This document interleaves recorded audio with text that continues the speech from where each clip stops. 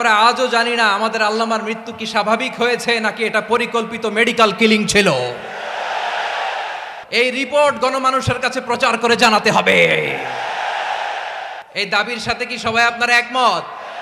কারা কারা একমত হাত তুলে দেখান।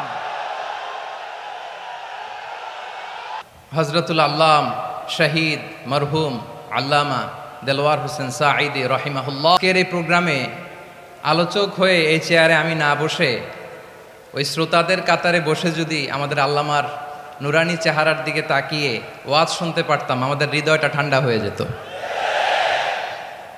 আমাদের তৃষ্ণার্ত হৃদয় শান্ত হতো। সব আজকে আছে, কি যেন নাই, ঠিক কিনা বলেন? আল্লাহ তাআলা প্রতি 100 বছরে একজন মুজাদ্দিদ পাঠায়, প্রতি 100 বছরে একজন মুজাদ্দিদ, যিনি সমাজকে সংস্কার করেন। আল্লামা দেলওয়ার হোসেন সাঈদী রাহিমাহুল্লাহ ছিলেন তেমন একজন মুজাদ্দিদ। চিৎকার করে বলেন ঠিক কিনা?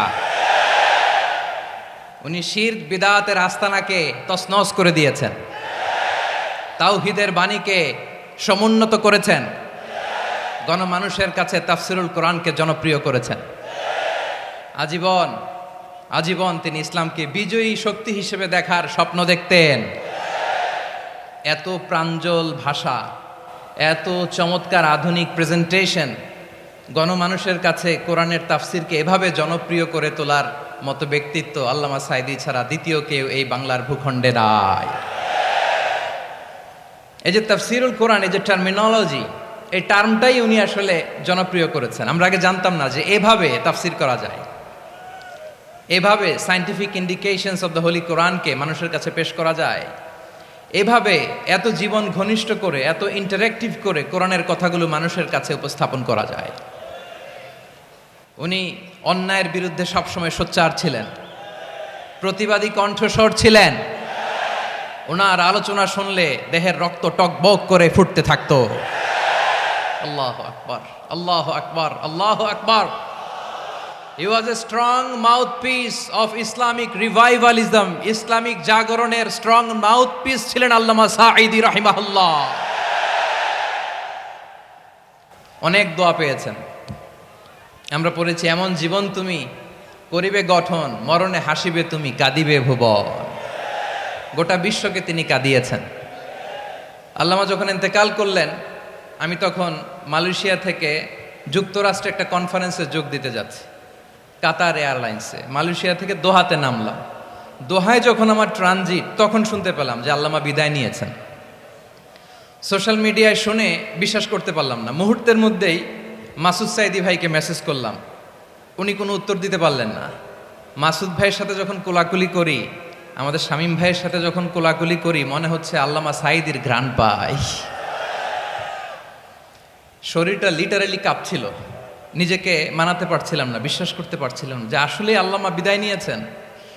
ইন দ্য মিন টাইম আমার সেকেন্ড ফ্লাইট দোহা টু নিউ ইয়র্ক, 12 ঘন্টার ফ্লাইটে উঠলাম, ইন্টারনেট থেকে বিচ্ছিন্ন হলাম। নামার পরে শুনলাম আল্লাহু আকবার, যেখানে ওনাকে কবরস্থ করার কথা ছিল সেখানেও কবর দিতে দেয়া হয় নাই। ছবিগুলো দেখতে লাগলাম, হাসিমাখা মুখ, হাসিমাখা নিথর দেহটা, মরণে হাসিবে তুমি, কাঁদিবে ভুবন। From east to west, from north to south, the entire globe, গোটা বিশ্ব ওনার জন্য কেঁদেছে, গোটা বিশ্ব কেঁদেছে। কাবার গিলাফ ধরে ধরে মানুষ চিৎকার করেছে।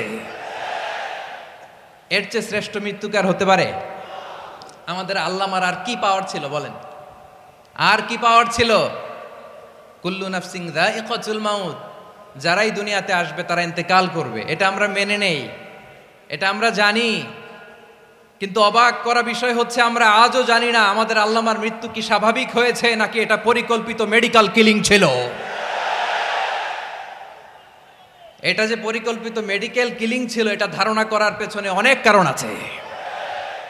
তিনি আধিপত্যবাদের বিরুদ্ধে সোচ্চার ছিলেন, ফ্যাসিবাদের বিরুদ্ধে সোচ্চার ছিলেন, রাজনৈতিক প্রতিহিংসার শিকার ছিলেন। এজন্য এটা মেডিকেল কিলিং হতে পারে এ ধারণা আমরা করতেই পারি। আওয়াজ করে বলেন ঠিক কিনা? যেই সময়টা আমরা কাটাচ্ছি, এত সুন্দর সময় বাংলাদেশ আর পাবে না। আমাদের জন্মের পর থেকে এরকম চমৎকার সময় আমরা পাই নাই। এটাই আসল সময়। আমরা ইন্টারিম গভর্নমেন্টের কাছে দাবি জানাই, উচ্চতর তদন্ত কমিটি করে এটা কি হত্যাকাণ্ড ছিল নাকি স্বাভাবিক মৃত্যু ছিল, এই রিপোর্ট গণমানুষের কাছে প্রচার করে জানাতে হবে। এই দাবির সাথে কি সবাই আপনারা একমত? কারা কারা একমত হাত তুলে দেখান।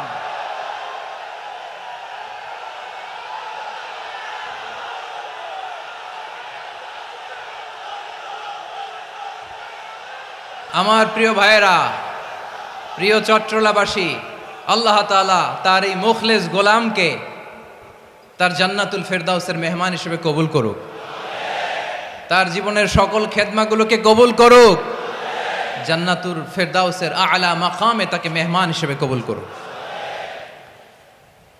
আল্লামা শহীদ দেলোয়ার হোসেন সাঈদী রাহিমাহুল্লাহ, উনি ছাড়াও এই ঐতিহাসিক ময়দানে কথা বলেছেন আল্লামা লুৎফুর রহমান রাহিমাহুল্লাহ। চলে গিয়েছেন আমাদেরকে ছেড়ে। তিনি বলতেন, ইনশাল্লাহ মিজান আবার আসবে। হুজুর আমি তো আসলাম, আপনি তো আমাদেরকে ছেড়ে চলে গেলেন।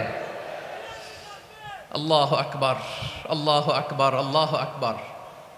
গলায় কোনো সুর ছিল না, সুর দিয়ে কথা বলতেন না, কিন্তু এত চমৎকার শব্দের বুনন, এত চমৎকার প্রেজেন্টেশন, এত চমৎকার ভাবে ঐতিহাসিক বর্ণনাগুলো তিনি উপস্থাপন করতেন। মন্ত্রমুগ্ধ হয়ে আমরা আল্লামা লুৎফুর রহমানের কথা শুনেছি। আমরা হযরতুল আল্লাম লুৎফুর রহমান রাহিমাহুল্লাহর জন্য এই বিশাল ময়দান থেকে দোয়া করছি, আল্লাহ তাআলা তুমি তোমার এই খাদেমকে জান্নাতের মেহমান হিসেবে কবুল করে নাও। আরো অনেক আল্লামারা এখানে কথা বলেছেন, বিশেষ করে বাইতুল শরফের মরহুম পীর সাহেব হুজুর থেকে শুরু করে আরো যারা যারা তারকাতুল্য ওলামায়ে কেরাম এই চট্টগ্রামের ময়দানে কথা বলেছেন, আলো ছড়িয়েছেন। আমরা এই লক্ষ লক্ষ তাওহীদি জনতাকে নিয়ে তাদের জন্য দোয়া করছি, আল্লাহ তাআলা ওনাদের জীবনের সকল ভুল ত্রুটি ক্ষমা করে দিয়ে তাদেরকে জান্নাতুল ফেরদাউসের মেহমান বানিয়ে নিক। আমরা এই ঐতিহাসিক প্যারেড ময়দানের প্রোগ্রাম থেকে স্মরণ করতে চাই 24-এর ছাত্র নাগরিক অভ্যুত্থানে আমার যে সমস্ত ছাত্র নাগরিক ভাইয়েরা দেহের তাজা রক্ত বিলি দিয়ে নতুন বাংলাদেশ আমাদেরকে উপহার দিয়েছে। বিশেষ করে আপনাদের এই চট্টগ্রামের শহীদ ফয়সাল, শহীদ ওয়াসিম সহ সকল শহীদকে আল্লাহ তাআলা কবুল করুক। আমরা সবাই পড়ি আমিন। প্রিয় ভাইয়েরা, আমি নগণ্য একজন কোরআনের ছাত্র, এত বিশাল মঞ্চে এত বড় প্ল্যাটফর্মে কথা বলা আমার জন্য সাজে না। তারপরও আমাদের মুরব্বীরা আমাদের ডানে বায়ে বসে আছেন, ওনাদের আদেশক্রমে, ওনাদের অনুমতিক্রমে কিছু কথা আজকের এই ঐতিহাসিক প্রোগ্রামে আপনাদের সামনে উপস্থাপন করার চেষ্টা করব। ওমা তৌফিক ইল্লা বিল্লাহ। প্রিয় ভাইয়েরা, 5 দিন ব্যাপী এই তাফসিরুল কোরআনের প্রোগ্রামে অনেক ওলামা হযরত কথা বলেছেন। যারা কোরআন সুন্নাহ থেকে আমাদেরকে কোরআনের কথাগুলো শোনালেন, আমরা যেন সেগুলো আমল করতে পারি, আল্লাহ আমাদেরকে তৌফিক দান করুক। শুরুতে আমাদের নিয়তটাকে খালেস করে নেওয়া দরকার। এই যে গ্যাদারিং, এই যে হিউজ শোডাউন, এগুলো যদি আমাদের নিজেদেরকে পরিবর্তন না করে তাহলে এতে কোনো লাভ নাই। জোরে বলেন ঠিক কিনা? এই প্রোগ্রাম যদি আমাদের জীবনকে পরিবর্তন করে, আমাদের চিন্তার ডিএনএ-কে চেঞ্জ করে দেয়, তাহলেই চট্টগ্রামের প্যারেড ময়দান সার্থক। আসুন আমরা চিন্তাকে খালেস করে নেই। আমরা সবাই নিয়ত করি যে যতটুকু কথা আমরা কোরআনের আলোকে শুনবো, আমলের নিয়তে শুনবো ইনশাআল্লাহ। বলেন সবাই। আমি যেই টপিকটা নিয়ে আজকের ঐতিহাসিক চট্টগ্রামের প্যারেড ময়দানের তাফসিরুল কোরআন প্রোগ্রামে আলোচনা করব, সেটা হচ্ছে সূরাতু আন-নাহলের 90 নম্বর আয়াত নিয়ে কিছু কথা আমরা উপস্থাপন করবার চেষ্টা করব ইনশাআল্লাহ। আমার খুতবার শুরুতেই আপনারা মোটামুটি আন্দাজ করে ফেলেছেন যে আমি কি নিয়ে আলোচনা করব, কারণ যে আয়াতটি আমি তেলাওয়াত করেছি এই আয়াতটি প্রায়শই এই ভূখণ্ডে, এই বাংলাদেশে জুমার দিনে খতিব সাহেবরা দ্বিতীয় খুতবা শেষের দিকে পড়ে না? কি কমন পড়ছে? ইন্নাল্লাহা ইয়া'মুরু বিল আদলি ওয়াল ইহসান ওয়া ইতা'i যিল কুরবা ওয়া ইয়ানহা আনিল ফাহশাই ওয়াল মুনকারি ওয়াল বাগি ইয়া'iদুকুম লাআল্লাকুম তাযাক্কারুন। মুখস্থ আছে না সবার? আসুন আমরা এই আয়াতের সরল অর্থ, এর মর্মবাণী, এর সংক্ষিপ্ত তাফসীর সবাই মিলে আজকের এই প্রোগ্রাম থেকে উদ্ধার করার চেষ্টা করি। আপনারা মনোযোগী আছেন তো? ইনশাআল্লাহ। এই আয়াতটা অনেক কম্প্রিহেন্সিভ একটা আয়াত। সাইয়েদনা আব্দুল্লাহ ইবনে মাসউদ রাদিয়াল্লাহু তাআলা আনহু উনি বলেছেন, ইন্নাহা মিন আজমাই আয়াতিল কুরআন। এটা কোরআনের সবচেয়ে জামে মানে আয়াত। যদিও ছোট্ট আয়াত, অল্প কিছু কথামালা, কিন্তু তিনি বলতেন এটা কোরআনের সবচাইতে জামিআ মানে সবচেয়ে কম্প্রিহেন্সিভ একটা আয়াত, যেখানে কথা কম, শব্দ কম, কিন্তু এটার দোতনা, এটার আবেদন, এটার মিনিং অনেক বেশি। সুবহানাল্লাহ।